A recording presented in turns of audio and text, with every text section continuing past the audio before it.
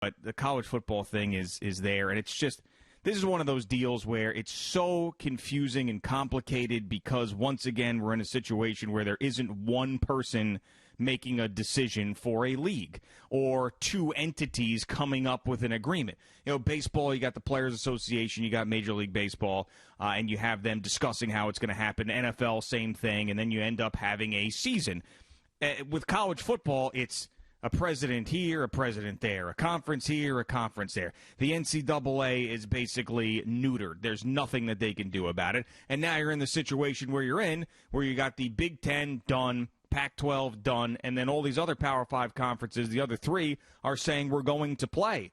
And I just think that the two conferences that pulled the plug essentially yesterday didn't do enough, and I'm not in these meetings. I understand that. And I know someone maybe that's in these meetings is probably going to say, how could this schmuck on Eastern Long Island tell me what we discussed? But just judging by the other sports, they didn't do enough as far as contingency, trying to work it out, thinking about different things. I mean, they went from 0 to 100, basically like, we're going to have a season, to no, we're canceling the season with no other plans. I mean, think about the NBA, and these are individual conferences. So this isn't college football as a whole, so it's a lot easier to deal with just these individual conferences and decision-making. But think about, like, the NBA, for example, or even Major League Baseball. All the discussions that were being had leading up to what they settled with. There's going to be a bubble in Florida. There's going to be two bubbles, Arizona and Florida. Then they're going to play in their home stadiums. The NBA, it could be here, it could be there. There was so many discussions about what they were going to do. College football, we heard one thing. Conference-only schedule, and the second thing we heard from the Big Ten, the Pac-12, was no football. And to me, I understand that they're afraid, especially about the heart inflammation, and these are serious things. I understand. And in players getting sick and what it means to them down the road, and these are all legitimate concerns. But, I mean, to go from we're playing a conference-only schedule to I'm canceling the entire season, which I believe will happen because I know they say they're going to play in the spring. They're not going to play in the spring. They canceled the season. Those kids are not going to want to come back and play in the spring, especially the ones that are going to the NFL. To me, it went from football to absolutely no football. Good luck trying to bring it back in the spring when these other conferences are going to try to play in the fall. And it's more than that. As I was telling Al before, you know, the Pac-12 canceled all sports until at least January 1st. And that includes the start of college basketball for the Pac-12. So it's not just football. It's impacting other sports as well. You know, I don't know. I saw the Big Ten release. It's not just football. They've canceled all fall sports, all fall championships. Football happens to be the biggest one, of course. And now it's a wait-and-see approach with college basketball. Do they get it off the ground? Do they play in November? Do they wait till January? Do they not play at all? You know, these are questions that still have to be answered, and I don't know when we get these answers because the football thing and the fall sports thing is a mess. Basketball could be. I don't know if it will or not. You know, do they wrestle in the winter? You know, and the different conferences have different ideas and different schedules they're going to put out, and then take the wait-and-see approach. The whole thing is an absolute disaster, and you're right. And the more you read and the more you hear from people that talk about what the contingency plans might have been, it seems like they had one, that they were hopeful that with time they would have been able to play. Right. Well, that's not the case. Now, I do think some of these conferences will go forward. I do think the SEC will try to play. I do think the Big 12 will try to play. But most aren't. And it's going to be a very, very strange fall. You know, I mean, the whole year's been strange, so I don't know why that would be a surprise. But it's going to be a strange fall without the bulk of college football and then into the winter with what we will have or won't have. Don't know. Yeah. I mean, and for us in the tri-state area, college football is down the list. It is. There's people who went to big schools and live around here, and it's one thing. But just like as a whole, it's not on our radar as much as the other places. But if you think about, you know, Ohio State and Michigan, I mean, at USC, some of these places that are not going to have college football in the fall, it's like it really is taking the soul out of a lot of these places. And I understand that, you know, we've all made adjustments during this thing, but this is like the biggest thing as far as outside of health that is going to happen in these towns. It is. And the trickle-down effect that goes into it. And I really believe that these presidents of these universities, and we've had a lot of fun with Boomer and his worst-case scenario stuff, as we've talked about this throughout all of these months, yes, where he would say, Okay, but what happens when somebody gets the virus? What happens when somebody gets hospitalized? And what happens when somebody dies? So I felt like in each one of these conferences, in these meetings with these presidents, there was at least one or two of those guys who would always say, okay, but what if somebody dies? And then they looked around and said, I don't think we could do that. There's just no way. I mean, imagine if one of these kids died and we made that decision. I got blood on my hands, and it just stopped there. Because I don't know how you go from a plan to play to no playing without even trying to come up with something that makes some sense. So, I really, it's a lot of kids. It is a risk. There is a chance that some are going to get sick. There is an even smaller chance that some get severely ill. That's something that has to be a part of the conversation. But the point would be is put them in as many situations that are safe. And if you can do that, and the SEC and the ACC and the Big 12 feel like they can do that, then give it a shot. You really have. I mean, even with Major League Baseball, they've had 2 outbreaks in teams, 2 of them already, and the games are still going on. Yep, they're still going on. So it's not like we used to think, well, what happens if a team has an outbreak? How they're going to make and there's still a question about how they're going to make the games up in the playoffs, and they're going to have to figure that out. Sure, it's not ideal, but there's an example right there.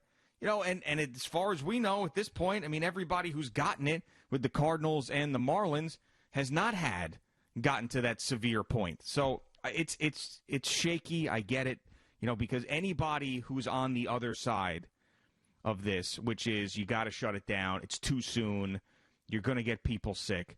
The points that they make are legitimate points, and it's hard to fight it because then they'll bring up, well, all you have to do is just look at this person who was 22 years old, was healthy, and then got this heart disease, and now all of a sudden is struggling with that. Or this person who passed away. Are lives more important or is football more important than lives? And then, you go round and around, and I'll say the stuff that I said yesterday. I mean, you think about all the people that have done the right thing, that have stayed in their homes, who have jobs that they get paid because of college football in their towns, who are now going to be struggling with their own keeping their family together because there's no football as well. I just felt like every conference should have given it a shot, or at least tried a little bit damn harder to figure this out. Because, oh, by the way, there's sports going on all over the place. There are. And the NFL is going to continue too right now. I don't know if it's going to get shut down or not,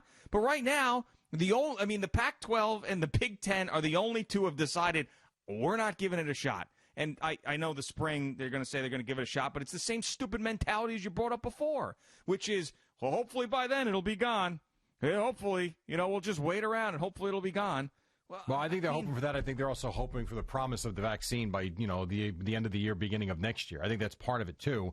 I think the enormity of football is part of the problem. It's another thing we were discussing. It's not a 15-person roster with 4 assistant coaches. College football is, in some cases, and you mentioned Ohio State and Michigan.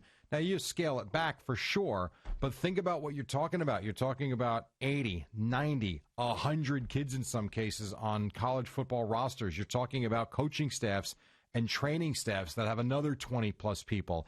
It's a lot of people that you have to keep tabs on, and I don't know that it's that easy to do, and I think that's part of the issue. The contact, the nature of the sport, part of it too. I do believe basketball can be more controlled. I think they've got a better chance to actually play that. I don't know that I would have canceled it yet, but I think it was probably going to happen anyway, so you could make the case better now than later, I guess.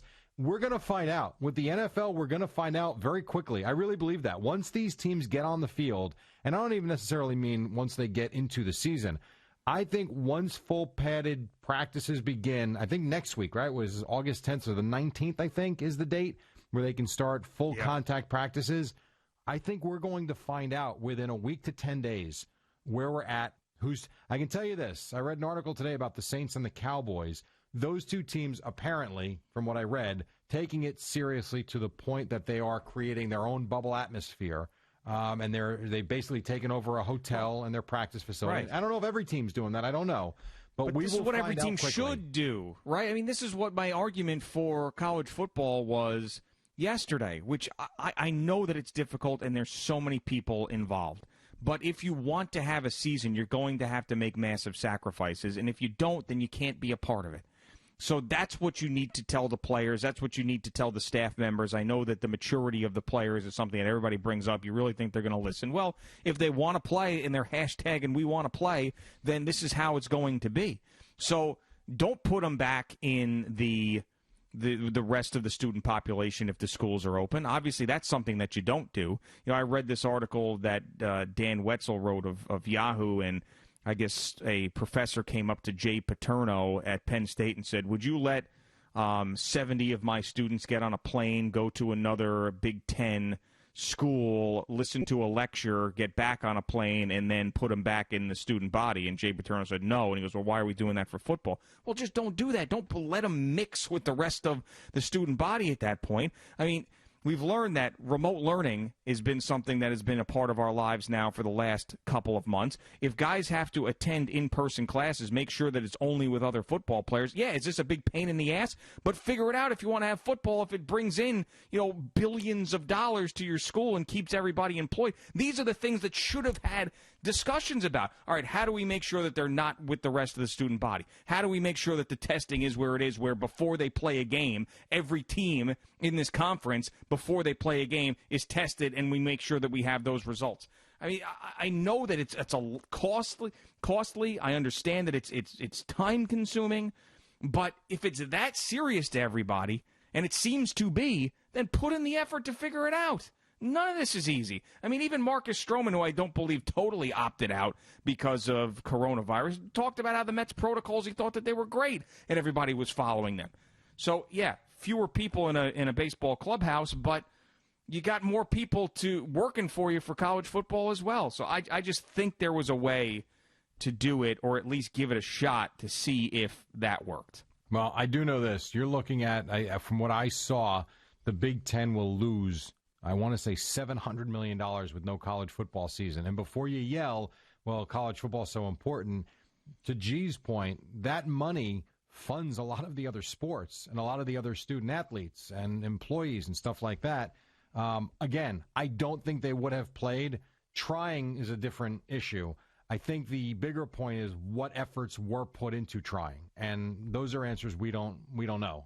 It doesn't seem like much, but then again, we're not behind those closed doors. We don't know what discussions have been had, and I'll say what I've said from the beginning.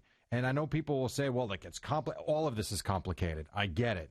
I would have flipped spring sports with fall sports 3 months ago, because the fall sports are more contact-based, bigger numbers. It's different. The spring sports, I got news for you. Spring sports are being played now. I was at my son's baseball game last night. There were 3 different games going on. You had a couple hundred people there. And from what I know, there have not been any outbreaks, at least from what we're doing. You've got baseball and softball being played all over the place. You could have done that with college sports and bought yourself some time to get it right and hope that you could play football in the spring. And I know it's different, and I know it's a pain. And yeah, some players might have opted out. Fine, fair enough. Go to the NFL draft. Well, guess what? Some guys opt out of their senior year anyway in good times. What the hell's the difference? You still could have played. Those towns could have been alive in the spring for different reasons. They opted not to do that, and now you might lose football entirely. Yeah, and it really does look like it's going in that direction. Now, I do think that, if there's one hope out there, it's probably the SEC. I mean, they're going to do anything and everything to make sure that this football season happens. And, I hope that it does in the fall for them. And I hope that the Big Ten and the Pac-12 look back and go, wow, we didn't try hard enough. I hope that is the case. And it'll be weird to not have those 2 conferences and the big schools that we're used to seeing compete at a high level. I mean, we're not watching a ton of Pac-12 football in New York, but we know the big brand names that are there. I mean, I really do hope that happens. And it was like, man, we kind of screwed up here. We should have given it a shot, because look at the SEC and the ACC. I mean, maybe this is some sort of like utopian view, but it might be. I don't know. I really don't know. I do believe, though, in my heart, it was going to be very difficult to play college football this year. And I think it's going to be difficult to play in the NFL, but I feel like there's a chance, although as I sit here, I really don't know that they'll play many games. Well, I mean, what is the plan, though? I have no idea. This is where we go back to. If you're trying to tell me that nobody's going to do anything differently, and guys are going to scatter back into their homes and then back to practice and then go with the rest of the classes if there are classes and be with the other students, and they're partying. And it's the same thing as it was pre-coronavirus. You're right, there's not going to be football. Yeah, but now you come back to this conversation, though. If you want to put these guys in isolation to play football, now we come back to, are these professional football players or are they trying to get a degree? It's a delicate balance. It's a weird line you're tying. And this is where you also get into the conversation, do we pay the players? Guess what? The players get paid. They get $250,000 of a scholarship that 99% of us never have the option or the hope to get. Sure. They get fed, they travel, they get put in nice hotels, they have the best medical and training facilities available to them, and the doctors and all that. So they are paid to a point. But they're not professional football players, and I think we can't be naive to sit there and say, put them in a bubble so they can play football. That's, it's a little difficult.